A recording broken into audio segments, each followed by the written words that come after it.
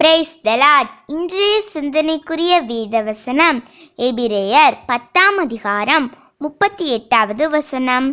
விசுவாசத்தினாலே நீதிமான் பிழைப்பான், தாழ்வும் நல்லதே.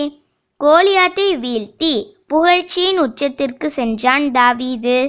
ஆனால் அதைத் தொடர்ந்து நடந்த பல நிகழ்வுகள் அவனை தாழ்ந்து போக வைத்தன. ஆனால் அந்த காலகட்டங்களில்தான் அவன் மிகுதியாய் நல்ல பாடங்களை கற்றான், பல நல்ல அனுபவங்களையும் பெற்றான். தேவன் நம்மை சில நேரம் மலை உச்சிக்கும் கொண்டு செல்வார், சில நேரம் பள்ளத்தாக்கிற்கும் கொண்டு செல்வார். ஒரு புறம் உயர்வுகளும் வேண்டும், மறுபுறம் குறைகளை ஏற்கும் மனதும் வேண்டும். தரை மட்டும் உன்னை தாழ்த்தி கொள்ள தயாராயிரு. வானளவு உன்னை உயர்த்த தேவனால் முடியும். தேங்க்யூ.